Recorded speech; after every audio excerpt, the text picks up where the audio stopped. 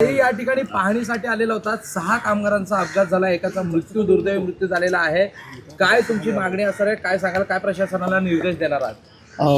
या घटनेची माहिती कळताच मी या ठिकाणी आलेले आहे, उपमहापौर आलेले आहेत आणि विरोधी पक्षनेता किशोरीताई पेडणेकर पण या ठिकाणी आलेले आहेत।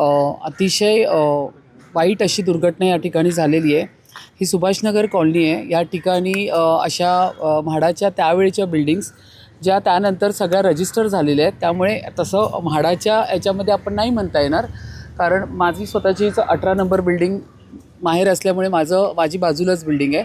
तर ह्या सगळ्या रजिस्टर नंतर झालेल्या आहेत, ओनरशिप सगळ्या बिल्डिंगला मिळाली आहे आणि आता गेल्या 5-7 वर्षापासून प्रत्येक बिल्डिंगला ह्या ठिकाणी वेगवेगळे असे बिल्डर्स विकासक या ठिकाणी डेव्हलप करायला येतात आहे।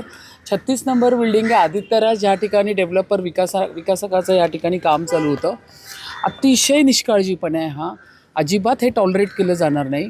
कामगार त्यांना जे आपण त्या ठिकाणी जे कामगारांचे नॉर्म्स असतात, या ठिकाणी जर म्हणायला गेलं तर building and other constructions workers, त्याला आपण BOCW ॲक्टच्या अंतर्गत या ठिकाणी कामगारांना सगळ्या सेफ्टी गॅजेट्स जे असतात त्या ठिकाणी, मग हेल्मेट असेल, सेफ्टी नेट असेल, ह्या सगळ्या गोष्टी कामगारांना देऊन त्या ठिकाणी असलेल्या साईट इंजिनियर्स त्यांनी इन्स्ट्रक्शन्स दिल्यानंतर कामगारांनी या ठिकाणी मुवमेंट केली पाहिजे।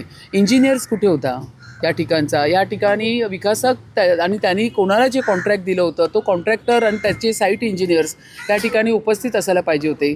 तर ह्या ठिकाणी जी 6 माळे कंप्लीट केल्यानंतर 7व्या माळ्यावर जी परांची बांधली आहे, त्या परांचीवर एका वेळी 6 जणं बसली होती आणि अचानक ती परांची कोसळली आणि खाली आलीत सगळेजण आणि एकाचा दुर्दैवी मृत्यू झाला।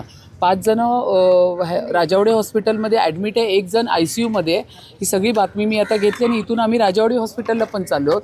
तर ही फार दुर्दैवी घटना आणि ह्याचं संपूर्ण हा विषय हा त्या विकासकावरती आणि ज्याला हे कंत्राट दिलेलं आहे त्याच्यावरती अगदी कडकपणे मनुष्यबळाचा या ठिकाणी मनुष्यवधाचा या ठिकाणी त्यांच्यावरती कारवाई झाली पाहिजे।